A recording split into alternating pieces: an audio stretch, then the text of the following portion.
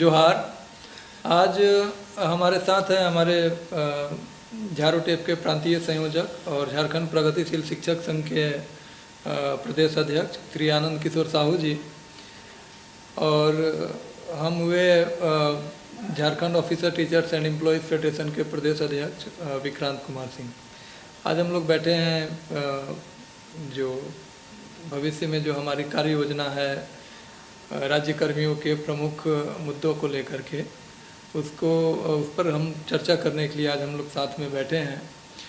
आनंद जी, जैसा कि हम लोग देख रहे हैं 5 चरण में प्रांतीय कमेटी ने प्लान किया एक मूवमेंट संचालित करने के लिए, जो कि हमारे प्रमुख मुद्दे हैं, चार्टर ऑफ डिमांड है झारू टेप के, जिसमें मुख्य रूप से शिक्षक संवर्ग का MSCP, राज्य कर्मियों के लिए जो रिटायरमेंट का एज है उसको एक्सटेंड करके 62 साल करना, और राज्य कर्मियों को केंद्रीय कर्मियों की भांति चाइल्ड एजुकेशन अलाउंस देना।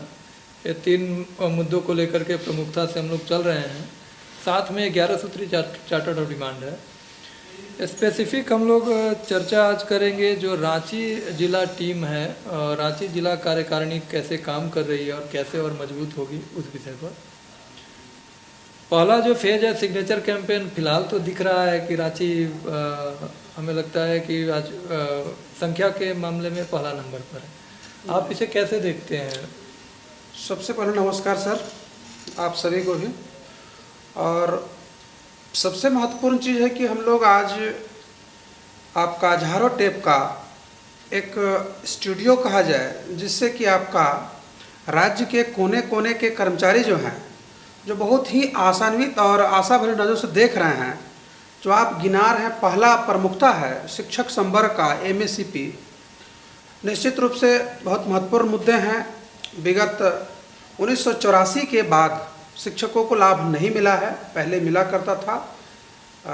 दूसरा है आपका 60 से 62। यह न सिर्फ शिक्षक संवर्ग का है बल्कि पूरे एक स्वीपर से लेकर के झारखंड के तमाम आला अधिकारियों का ही मांग रहा है। और तीसरा है शिशु शिक्षण भत्ता, बहुत ही महत्वपूर्ण चीज़ है।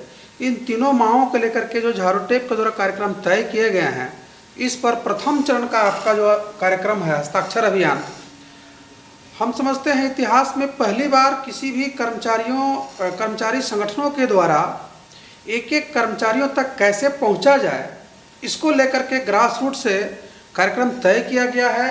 और लगभग 30,000 कर्मचारी, बहुत ही महत्वपूर्ण लगता है कि हम लोग पहुंच चुके हैं। और अगले 10 दिनों लगभग हम लोग और चाह लें तो 50% तक कर्मचारी तक पहुंच जाते हैं, तब अपने आप बहुत बड़ी उपलब्धि होगी। और हम लोग सरकार के साथ एक संवाद स्थापित करेंगे कि हमारा महत्वपूर्ण मुद्दा है, इस मुद्दे के साथ आप कैसे कोऑर्डिनेट करेंगे, जिससे कि झारखंड की सरकार हमेशा कहा करती है यह सरकार आपकी है, हम सरकार के कर्मचारियों के बदौलत ही अपनी उपलब्धि गिनाते हैं। तो हम लोग एक दूसरे से मिल करके काम करेंगे। जहाँ तक रांची जिला का बात है, नो डाउट रांची जिला में कर्मचारियों की संख्या बहुत ज़्यादा है, लगभग 22,000 के आसपास है। हम लोग अभी 3,000 पहुँचे हैं। हमारी प्रस्तावित कल की ऑनलाइन बैठक है जिला अध्यक्ष के नेतृत्व में। उम्मीद करते हैं कि जिस कर्मचारी तक नहीं पहुँच पाए हैं, पहुँचने के लिए रणनीति बनाएंगे और सभी डिपार्टमेंट से कैसे कोऑर्डिनेट करें, इसके लिए कल हम लोग एक टीम का गठन भी करेंगे। और उम्मीद करते हैं कि रांची में कम से कम लोग 10,000 का आंकड़ा पार कर लेंगे, तो लगेगा कि सरकारी कर्मचारी के यहाँ तक हम लोग पहुँच गए। जैसा कि आप देख रहे हैं बैनर में भी आपका है संवाद, समन्वय और संघर्ष। तो संवाद को लेकर के तो टीम पूरा प्रयासरत है ही। साथ में जो है आपसी जो है कोऑर्डिनेशन को लेकर के, जैसे कई संगठन हैं, कई प्रभावी संगठन भी हैं। हमें लगता है कि हम लोगों को जो अलग अलग संगठन हैं उनके साथ प्रॉपर कोऑर्डिनेशन की भी ज़रूरत है। संगठनों के प्रतिनिधियों को यह नहीं प्रतीत होना चाहिए कि भाई जो झारू टेप है वो हमारे कार्य क्षेत्र में या हमें कमज़ोर कर रहा है, ऐसा उनको नहीं लगना चाहिए। तो सभी संगठनों को कैसे कोऑर्डिनेट किया जाए, इस बारे में आपका क्या विचार है? सबसे महत्वपूर्ण चीज़ सर क्या है, एक संघ नहीं है, महासंघ है। सभी संघ अपने स्तर से काम कर रहे हैं, लेकिन जो कॉमन इशू है, कॉमन इशू में जैसे कि आप MSCP देख रहे हैं, यह मसला प्राइमरी का ना तो है, ना हायर का है और +2 का है, तीनों का है। दूसरा, आप जो देख रहे हैं सेवानिवृत्त कर्मचारी है, तो सभी संघ अपने स्तर से मजबूत होंगे जरूर, लेकिन सामूहिक मुद्दे को लेकर के सरकार में हम कैसे दबाव बनाएं। चूँकि झारोटेप के शुरुआत से ही रणनीति रहा है, हम सरकार में रह करके अपनी बात को रखेंगे और पहले संवाद स्थापित करेंगे, संवाद के बाद समन्वय स्थापित करेंगे, उसके बाद संघर्ष का रूप हम लोग अपनाएंगे।